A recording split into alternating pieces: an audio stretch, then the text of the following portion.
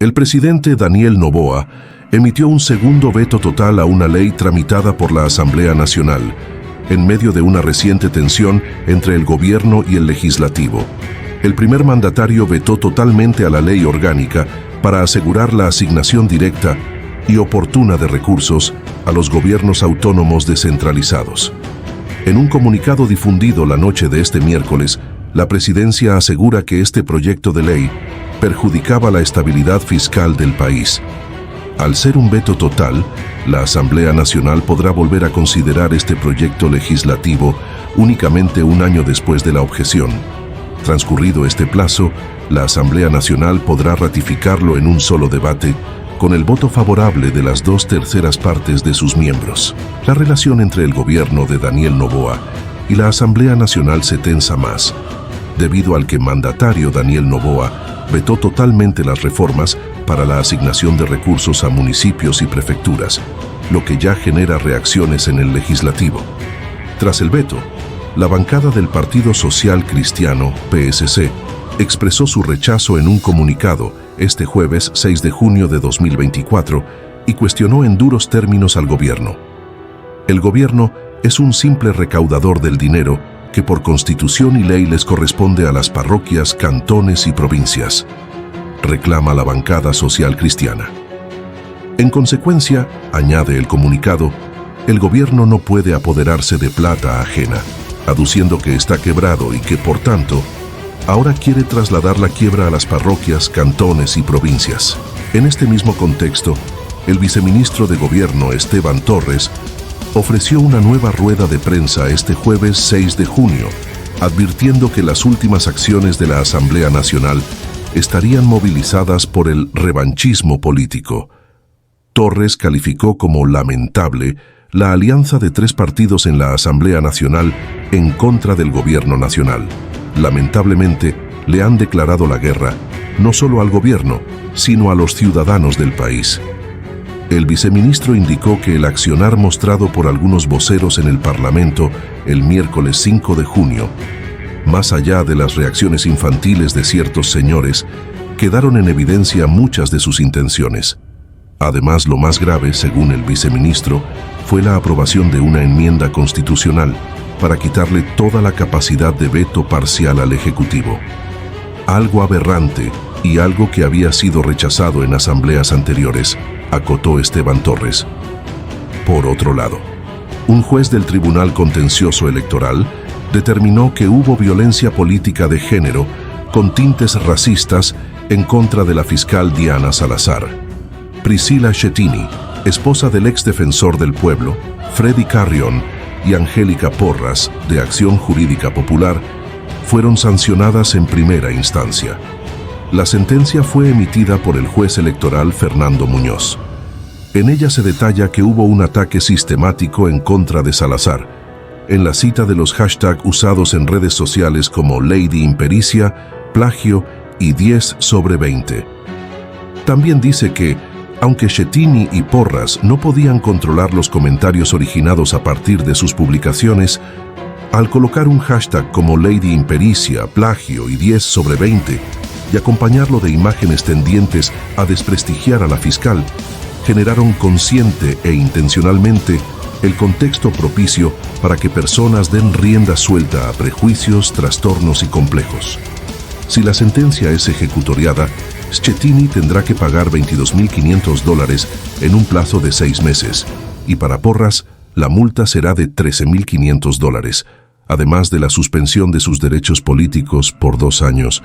También se plantea que no podrán publicar por ningún medio ningún tipo de comunicación que aluda a la fiscal y también dar de baja de sus cuentas de redes sociales, así como de la de Acción Jurídica Popular, todas las publicaciones que contengan el hashtag y Lady Impericias o que hagan mención a la cuenta de Diana Salazar M2. La Dirección Nacional de Asesoría Jurídica del Consejo Nacional Electoral respondió a la Procuraduría que no es su competencia dar un criterio jurídico respecto a si Daniel Noboa debe encargar la presidencia a Verónica Abad cuando pida licencia para hacer campaña política en las presidenciales de 2025.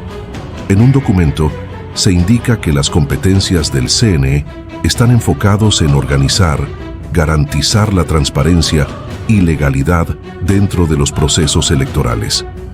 Luego se subraya que el CNE no tiene facultad de realizar interpretaciones de las disposiciones normativas, que deberán aplicarse de acuerdo con la literalidad del texto normativo. El pasado 22 de mayo, la Procuraduría pidió un criterio jurídico al Consejo Nacional Electoral, CNE, respecto a si Daniel Noboa debe o no encargar la presidencia. La solicitud se hizo para contar con los elementos de juicio necesarios para responder a la consulta y porque el asunto está relacionado con el CNE. Desde el gobierno ya han expresado que no quieren que Verónica Abad ocupe la presidencia. Por su parte, Verónica Abad ha dicho que le corresponde asumir la presidencia porque así lo manda la Constitución. Seguimos con más información. La excandidata a la vicepresidencia Andrea González Nader oficializó su candidatura, pero esta vez para la presidencia de la República de 2025. Este hecho se conoció este jueves 6 de junio del 2024. González anunció su candidatura para los comicios de febrero del 2025 con el movimiento Fuerza Valiente. Está previsto que el próximo 10 de junio ella ofrezca detalles de su postulación a la presidencia. Ese día, el exbinomio del candidato asesinado, Fernando Villavicencio, dará detalles sobre sus propuestas de gobierno y los puntos destacados de su campaña electoral. En las elecciones anticipadas de agosto del 2023, ella ocupó el tercer lugar en los resultados de las votaciones. Andrea González ya había anunciado anteriormente su intención de unirse a la contienda electoral y ser candidata a la presidencia durante la entrevista en Teleamazonas el pasado 29 de mayo del 2024. El presidente Daniel Noboa dice que los criminales y asesinos se sienten acorralados porque saben que los perseguimos y que estamos en camino a derrotarlos. Con estas palabras, el presidente Daniel Noboa afirmó que su lucha contra el crimen organizado en Ecuador está en el camino correcto. Las declaraciones del primer mandatario se realizaron la mañana de este jueves 6 de junio del 2024 en el marco de la entrega de 10.500 chalecos a la Policía Nacional en Guayaquil. Noboa aseveró que la violenta reacción de los grupos terroristas es una respuesta a las acciones de la policía y Fuerzas Armadas. Además, advirtió que los hechos violentos serán respondidos con más fuerza y para ello fortalecerá las tareas de inteligencia y el equipamiento de las fuerzas de seguridad.